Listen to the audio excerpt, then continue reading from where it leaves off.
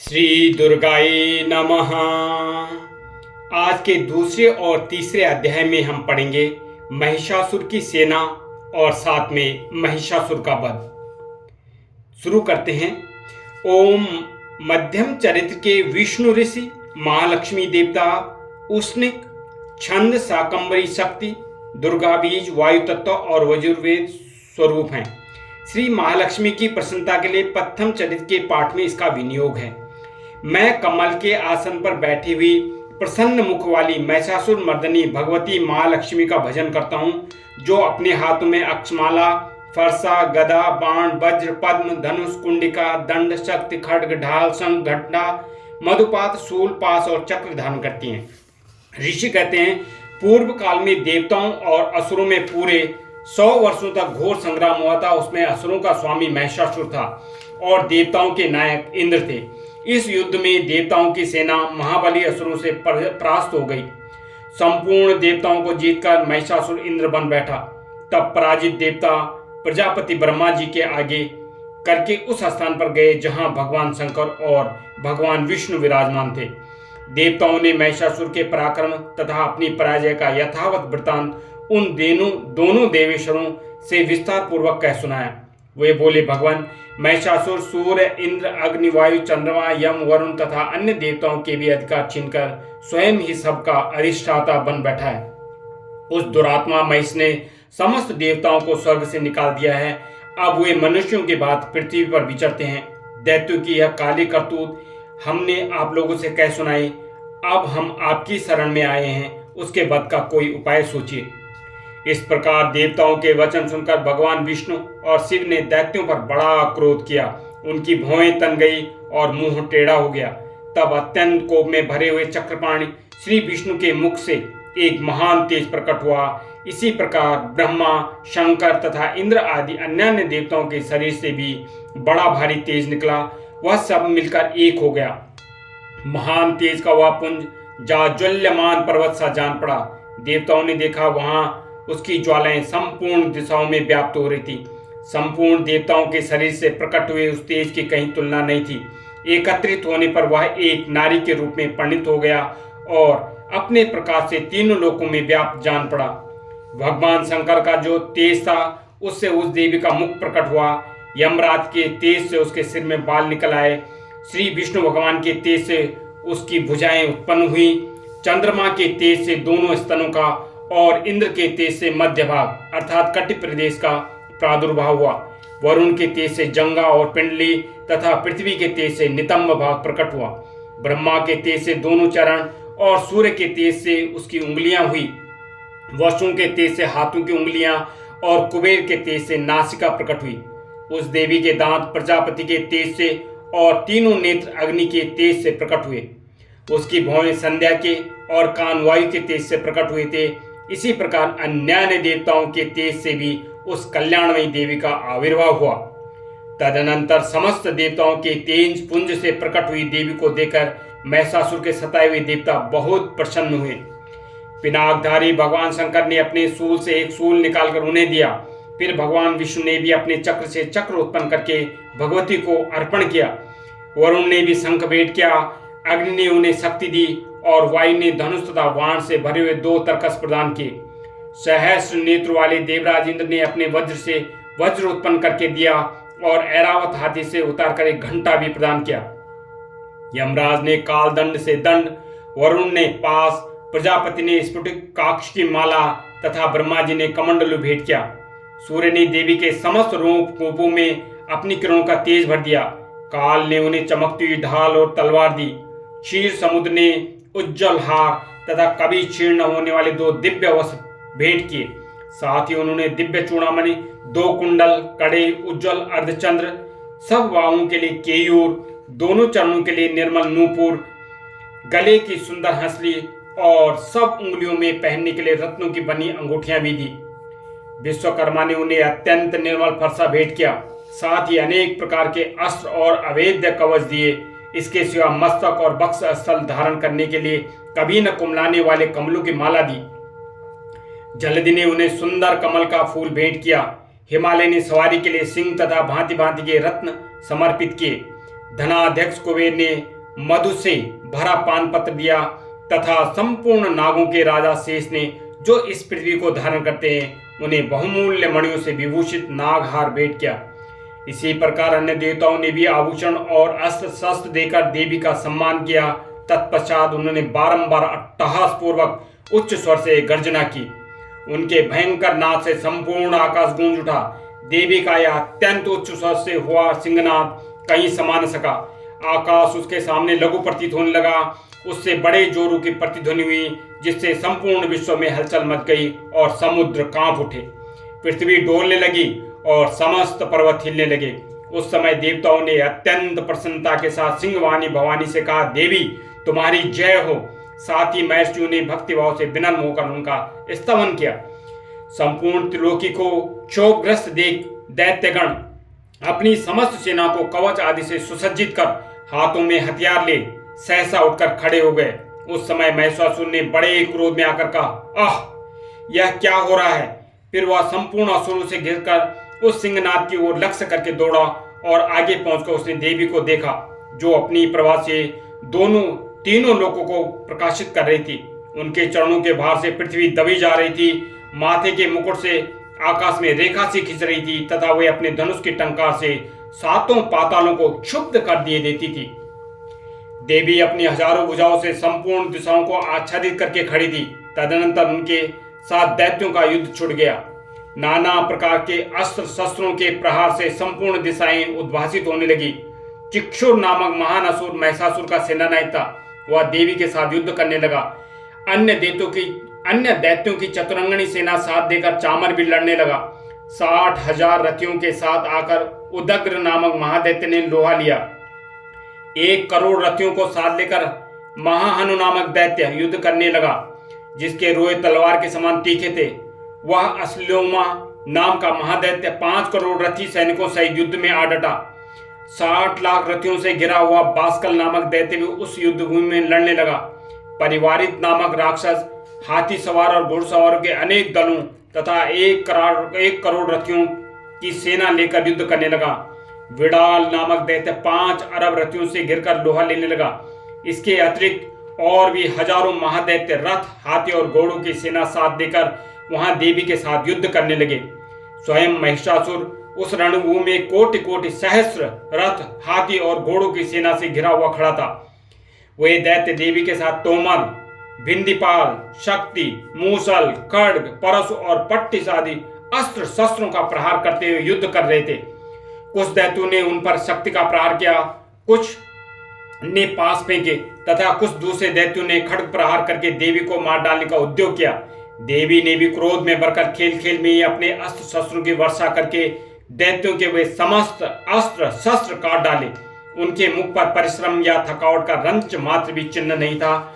देवता और ऋषि उनकी स्तुति करने लगे और वे भगवती परमेश्वरी दैत्यों के शरीरों पर अस्त्र शस्त्रों की वर्षा करती रही। देवी का वाहन सिंह भी क्रोध में भरकर गर्दन के बालों को हिलाता हुआ असुरों की सेना में इस प्रकार विचरने लगा, मानो वनों में दावानल फैल रहा हो। रणभूमि में दैत्यों के साथ युद्ध करती हुई अंबिका देवी ने जितने निश्वास छोड़े, वे सभी तत्काल सैकड़ों हजारों गणों के रूप में प्रकट हो गए और परशु, भिंदीपाल, खड्ग तथा पट्टिस आदि अस्त्रों द्वारा असुरों का सामना करने लगे। देवी की शक्ति से बढ़े हुए वे गण असुरों का नाश करते हुए नगाड़ा और शंख आदि बजाने लगे। उस संग्राम महोत्सव में कितने ही गण मृदंग बजा रहे थे। तदनंतर देवी ने त्रिशूल से, गदा से, शक्ति की वर्षा से और खड्ग आदि से सैकड़ों महादैत्यों को संहार कर डाला। कितनों को घंटे के भयंकर नाद से मूर्छित करके मार गिराया। बहुत तेरे दैत्यों को पास से बांधकर धरती पर घसीटा। कितने ही दैत्य उनकी तीखी तलवार की मार से 2-2 टुकड़े हो गए। कितने ही गदा की चोट से घायल हो धरती पर सो गए। कितने ही मूसल की मार से अत्यंत आहत होकर रक्त बमन करने लगे। कुछ दैत्य सूल से छाती फट जाने के कारण पृथ्वी पर ढेर हो गए। उस रणांगण में बाण समूह की वृष्टि, कितने ही असुरों की कमर टूट गई। बाज की तरह झपटने वाली देव पीड़क दैत्यगण अपने प्राणों से हाथ धोने लगे। किन्हीं की बाहें छिन्न भिन्न हो गई, कितनों की गर्दनें कट गई। कितने ही दैत्यों के मस्तक कट कट कर गिरने लगे। कुछ के शरीर मध्य भाग से विदीर्ण हो गए। कितने ही महादैत्य जांघें कट जाने से पृथ्वी पर गिर पड़े। कितनों को ही देवी ने एक बाह, एक पैर और एक नेत्र वाले करके 2 टुकड़ों में चीर डाला। कितने ही दैत्य मस्तक कट जाने पर भी गिरकर फिर उठ जाते और केवल धड़ के ही रूप में अच्छे अच्छे हथियार हाथों में ले देवी के साथ युद्ध करने लगे।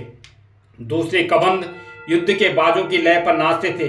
कितने ही बिना सिर के धड़ के हाथों में खड्ग, शक्ति और शिष्य लिए दौड़ते थे तथा दूसरे महादैत्य ठहरो ठहरो या कहते हुए देवी को युद्ध के लिए ललकारते थे। जहां वह घोर संग्राम हुआ था वहां की धरती देवी के गिराए हुए रथ, हाथी, घोड़े और असुरों की लाशों से ऐसे पट गई थी कि वहां चलना फिरना असंभव हो गया था। दैत्यों की सेना में हाथी, घोड़े और असुरों के शरीर से इतनी अधिक मात्रा में रक्तपात हुआ कि थोड़ी देर में वहां खून की बड़ी बड़ी नदियां बहने लगी। जगदम्बा ने असुरों की विशाल सेना को क्षण भर में नष्ट कर दिया, ठीक उसी तरह जैसे तृण और काठ के भारी ढेर को आग कुछ ही क्षण में भस्म कर देती है। और वह सिंह की गर्दन के बालों को हिला हिलाकर जोर से गर्जन करता हुआ दैत्यों के शरीरों से मानो उसके प्राण चुन लेता था। वहां देवी के गणों ने भी उन महादैत्यों के साथ ऐसा युद्ध किया जिससे आकाश में खड़े हुए देवतागण उन पर बहुत प्रसन्न हुए, संतुष्ट हुए और फूल बरसाने लगे। इस प्रकार श्री मार्कंडेय पुराण में सावर्णिक मनवंतर की कथा के अंतर्गत देवी महात्म्य में महिषासुर की सेना का वध नामक दूसरा अध्याय पूरा हुआ। जय मां अम्बे, जय जगदम्बे। तीसरा अध्याय। जगदम्बा के श्री अंगों की कांति उदय काल के सहस्रों सूर्यों के समान है। वे लाल रंग की रेशमी साड़ी पहने हुए, उनके गले में मुंडमाला शोभा पा रही है, दोनों स्तनों पर रक्त चंदन का लेप लगा है। वे अपने कर कमलों से जप मालिका, विद्या और अभय तथा वर मुद्राएं धारण किए हुए हैं। 3 नेत्रों से सुशोभित मुखारबिंद की बड़ी शोभा हो रही है। उनके मस्तक पर चंद्रमा के साथ ही रत्नमय मुकुट बंधा है तथा वे कमल के आसन पर विराजमान है। ऐसी देवी को मैं भक्ति पूर्वक प्रणाम करता हूँ। जय मां अम्बे, जय मां जगदम्बे। ऋषि कहते हैं, दैत्यों की सेना को इस प्रकार तहस नहस होते देख महादैत्य सेनापति चिक्षुर क्रोध में भरकर अंबिका देवी से युद्ध करने के लिए आगे बढ़ा। वह असुर रणभूमि में देवी के ऊपर इस प्रकार बाणों की वर्षा करने लगा जैसे बादल मेरुगिरी के शिखर पर पानी की धार बरसा रहे हों। तब देवी ने अपने बाणों से उसके बाण समूह को अनायास ही काटकर उसके घोड़ों और सारथियों को मार डाला। साथ ही उसके धनुष तथा अत्यंत ऊंची ध्वजा को भी तत्काल काट गिराया। धनुष कट जाने पर उसके अंगों को अपने बाणों से बींध डाला। धनुष, रथ, घोड़े और सारथी के नष्ट हो जाने पर वह असुर ढाल और तलवार लेकर देवी की ओर दौड़ा। उसने तीखी धार वाली तलवार से सिंह के मस्तक पर चोट करके देवी की भी बाईं भुजा में बड़े वेग से प्रहार किया। राजन, देवी की बाहों पर पहुंचते वह तलवार टूट गई। फिर तो क्रोध से लाल आंखें करके उस राक्षस ने शूल हाथ में लिया और उसे उस महादैत्य ने भगवती भद्रकाली के ऊपर चलाया। वह शूल आकाश से गिरते हुए सूर्यमंडल की भांति अपने तेज से प्रज्वलित हो उठा। उस शूल को अपनी ओर आते देख देवी ने भी शूल का प्रहार किया। उससे राक्षस के शूल के सैकड़ों टुकड़े हो गए। साथ ही महादैत्य चक्षुर की भी धज्जियां उड़ गई। वह प्राणों से हाथ धो बैठा। जय माता दी। महिषासुर के सेनापति उस महाकर्मी चक्षुर के मारे जाने पर देवताओं को पीड़ा देने वाला चामर हाथी पर चढ़कर आया। उसने भी देवी के ऊपर शक्ति का प्रहार किया, किंतु जगदम्बा ने उसे अपने हुंकार से आहत एवं निष्प्रभ करके तत्काल पृथ्वी पर गिरा दिया। शक्ति टूटकर गिरी हुई देख चामर को बड़ा क्रोध आया। अब उसने शूल चलाया, किंतु देवी ने उसे भी अपने बाणों द्वारा काट डाला। इतने में देवी का सिंह उछलकर हाथी के मस्तक पर चढ़ बैठा और उस दैत्य के साथ खूब जोर लगाकर बाहुयुद्ध करने लगा। वे दोनों लड़ते लड़ते हाथी से पृथ्वी पर आ गए और अत्यंत क्रोध में भरकर एक दूसरे पर बड़े भयंकर प्रहार करते हुए लड़ने लगे। तदनंतर सिंह बड़े वेग से आकाश की ओर उछला और उधर से गिरते समय उसने पंजों की मार से चामर का सिर धड़ से अलग कर दिया। इसी प्रकार उदग्र भी शिला और वृक्ष आदि की मार खाकर रणभूमि में देवी के हाथों में मारा गया तथा कराल भी दांतों, मुख और थप्पड़ों की चोट से धराशायी हो गया। क्रोध में भरी हुई देवी ने गदा की चोट से उद्धत का कचूमर निकाल डाला। भिंदीपाल से वास्कल को तथा बाणों से ताम्र और अंधक को मौत के घाट उतार दिया। 3 नेत्रों वाली परमेश्वरी ने त्रिशूल से उग्रास्य, उग्रवीर्य तथा महाहनु नामक दैत्य को मार डाला। तलवार की चोट से बिडाल के मस्तक को धड़ से काट गिराया। दुर्धर और दुर्मुख इन दोनों को भी अपने बाणों से यमलोक भेज दिया। जय माता दी। इस प्रकार अपनी सेना का संहार होता देख महिषासुर ने भैंसे का रूप धारण करके देवी के गणों को त्रास देना आरंभ किया। किन्हीं को थूथुन से मारकर, किन्हीं के ऊपर खुरों का प्रहार करके, किन्हीं किन्हीं को पूंछ से चोट पहुंचाकर, कुछ को सींगों से विदीर्ण करके, कुछ गणों को बेग से, किन्हीं को सिंहनाद से, कुछ को चक्कर देकर और कितनों को निःश्वास वायु के झोंक से धराशायी कर दिया। इस प्रकार गणों की सेना को गिराकर वह असुर महादेवी के सिंह को मारने के लिए झपटा। इससे जगदम्बा को बड़ा क्रोध हुआ। उधर महापराक्रमी महिषासुर भी क्रोध में भरकर धरती को क्रोध से खोदने लगा तथा अपने सिंगों से ऊंचे ऊंचे पर्वतों को उठाकर फेंकने और गरजने लगा। उसके बेग से चक्कर देने के कारण पृथ्वी क्षुब्ध होकर फटने लगी। उसकी पूंछ से टकराकर समुद्र सब ओर से धरती को डुबोने लगा। हिलते हुए सिंगों के आघात से विदीर्ण होकर बादलों के टुकड़े टुकड़े हो गए। उसके श्वास की प्रचंड वायु के बेग से उड़े हुए सैकड़ों पर्वत आकाश में गिरने लगे। इस प्रकार क्रोध में भरे हुए उस महादैत्य को अपनी ओर आते देख मां चंडिका ने उसका वध करने के लिए महान क्रोध किया। उन्होंने पास पेकर उस महान असुर को बांध दिया। उस महासंग्राम में बन जाने पर उसने भैंसे का रूप त्याग दिया और तत्काल सिंह के रूप में वह प्रकट हो गया। उस अवस्था में जगदम्बा ज्यों ही उसका मस्तक काटने के लिए उद्यत हुई, त्यों ही वह खड़गधारी पुरुष के रूप में दिखाई देने लगा। तब देवी ने तुरंत ही बाणों की वर्षा करके ढाल और तलवार के साथ उस पुरुष को भी बींद डाला। इतने में ही वह महान गजराज के रूप में परिणित हो गया तथा अपनी सूंड से देवी के विशाल सिंह को खींचने और गरजने लगा। खींचते समय देवी ने तलवार से उसकी सूंड काट डाली।